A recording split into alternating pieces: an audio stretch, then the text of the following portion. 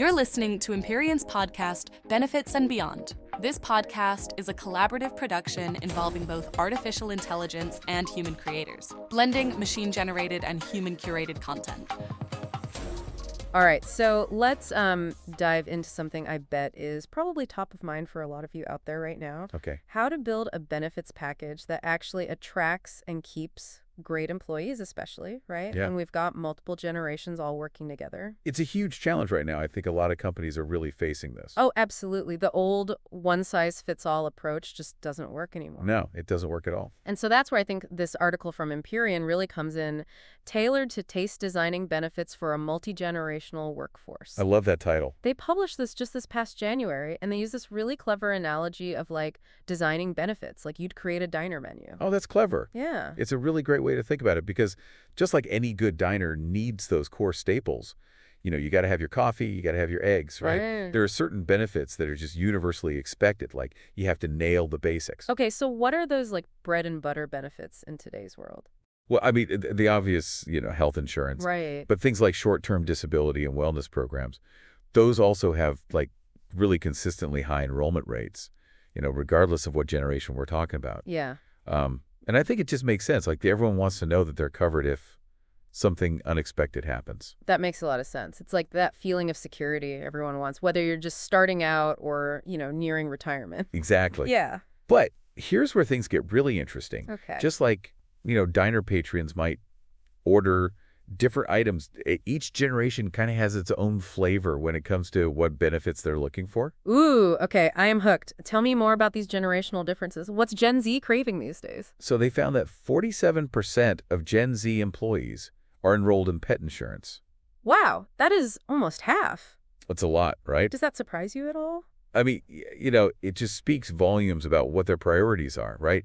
Gen Z is all about lifestyle perks. So things like pet insurance, identity theft protection, those are the benefits that really resonate with their values. So it's not just about the paycheck anymore. It's about showing that you understand their lifestyle and what's important to them. Yeah. I feel like that's how employers can really stand out to Gen Z. Absolutely. And it's not just Gen Z. Okay. I mean, millennials, for example, are known for being financially savvy. Okay. A whopping 78% of them are enrolled in health savings accounts, or HSAs. Okay, so walk me through this. Why are HSAs so attractive to millennials? Is it just about saving money? It's partly financial, but I think it goes deeper than that. Like, they want to have control over their healthcare spending. Yeah. And HSAs offer that flexibility, plus, they can potentially save on taxes, which, appeals to their financial awareness. So it's a combo of being smart with their money now and planning for those healthcare expenses down the road. That's fascinating. Exactly. What about Gen X and Boomers? Where do their priorities lie? So health and retirement remain like super top of mind for them. Okay.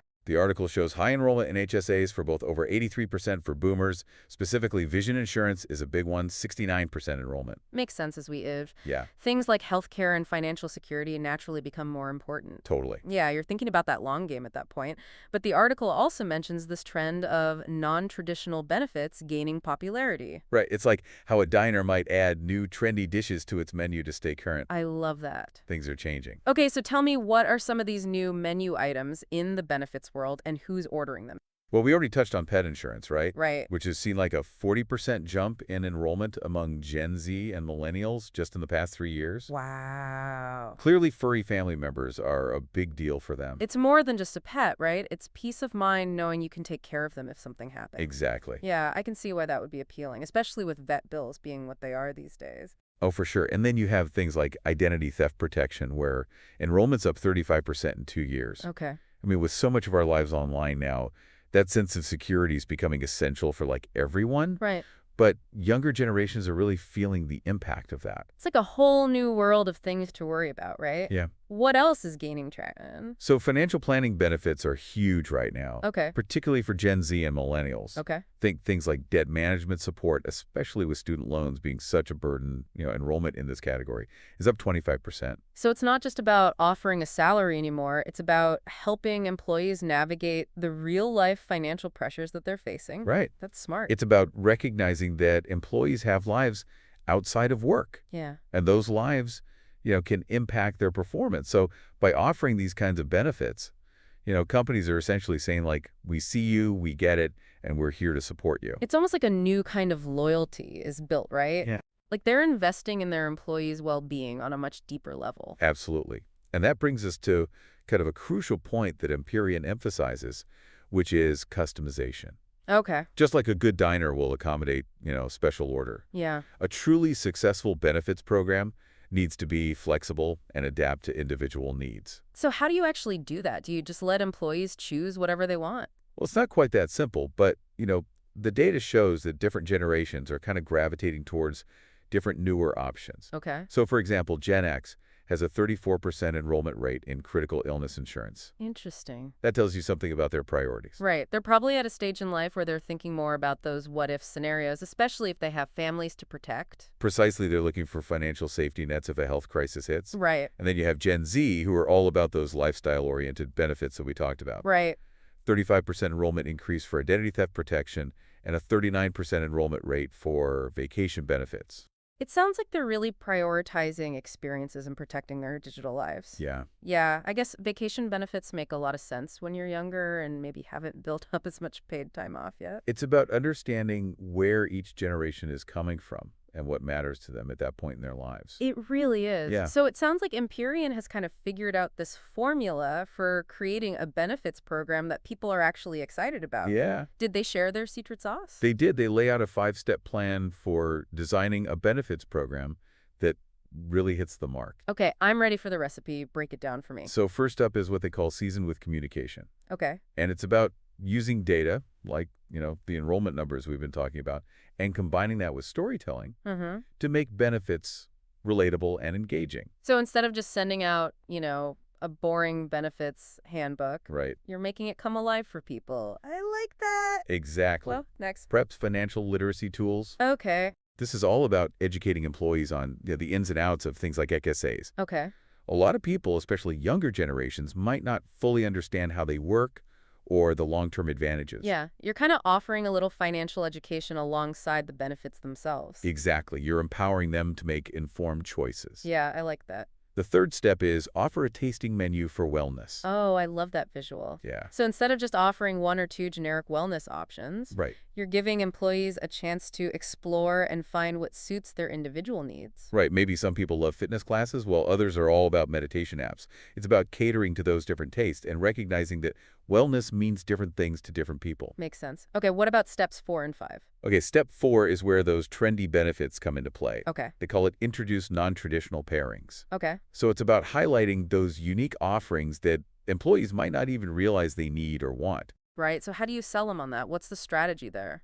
So you need to showcase their value using real-world examples. Okay. So, for instance, explain how legal insurance can help with things like drafting a will or reviewing a contract, or how a hospital indemnity plan can provide extra financial support during a hospital stay. Got it.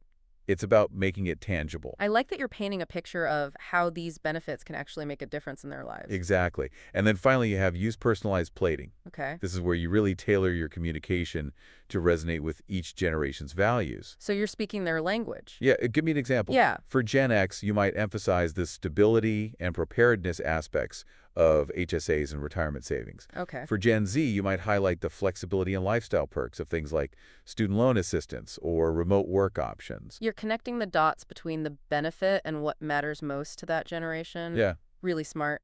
That's the key. By tapping into those different motivators, you can create a benefits package that not only attracts top talent, but also keeps them engaged and happy in the long run. I'm loving this approach. It feels so much more human-centered and thoughtful. It's about recognizing that benefits are an investment in your people, not just a line item on a budget sheet. Yeah. And when you invest in your people, they invest back in the company. That's a powerful statement. But before we wrap up, I'm curious to hear your final thoughts on all this. What does this shift towards personalized benefits mean for the future of work? Well, I think what we're seeing is like a much broader shift towards a more holistic view of employee well-being. Okay. It's not just about compensation anymore.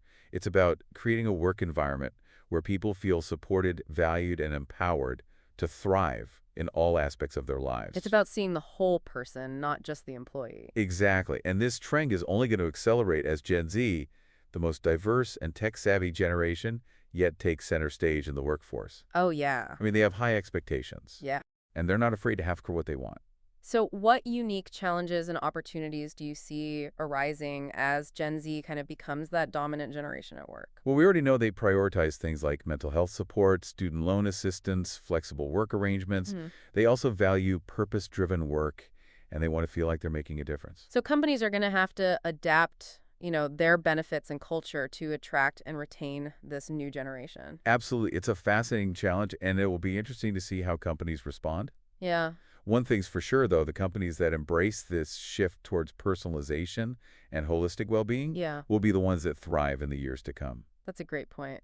So any final nuggets of wisdom before we wrap up this deep dive? Sure. What can our listener take away from all this? Well, I think the biggest takeaway, honestly, is that building a benefits package isn't just about checking boxes anymore. Right. It's really about, creating a strategic advantage by understanding your workforce and meeting their needs in a way that feels personal and relevant. Like we've been saying, treating your benefits program like a well-curated diner menu. Exactly. You've got your staples that everyone expects, but then you also need those special dishes that Right. cater to different tastes and keep people coming back for more. Exactly. And just like a diner owner pays attention to what their customers are ordering, you need to constantly be evaluating your benefits data Yeah, and looking for those trends. right. Like what's resonating with your employees? Yeah, what are they asking for? What are they asking for? Where are the gaps? So it's a dynamic process. It's not something you just set and forget. Right. The workforce is constantly evolving. Yeah. And your benefits program needs to evolve with it, especially as Gen Z becomes a larger part of the equation. Right. You're going to see even more demand for things like mental health resources, student loan support, flexible work arrangements, and technology is going to play a huge role in how benefits are delivered and accessed. It's like the whole landscape is shifting. It is. I'm curious, what advice would you give to someone listening who's maybe feeling overwhelmed by all this change? Yeah. Where do they even start? I mean, honestly, don't overthink it. Okay. Start by having conversations with your employees. Okay. Like, what matters to them? What would make them feel more supported and valued? Yeah. You might be surprised at what you learn. That's such a simple but powerful idea. It all comes back to listening and understanding your people. Absolutely. And remember, building a great benefits program isn't just about attracting new talent. Right. It's about retaining the amazing people you already have. Yeah. By investing in their well-being, you're showing them that you care about their success, both personally and professionally. And that creates a sense of loyalty and commitment that's hard to find. It's a win-win for everyone involved. Well, I don't know about you, but I'm feeling inspired to go back and take a fresh look at our own benefits program. This diner menu analogy has really stuck with me. Yeah, it's a great reminder that benefits can be more than just a line item in a budget. They can be a powerful tool for creating a culture of well-being Yeah. and attracting and retaining the best talent.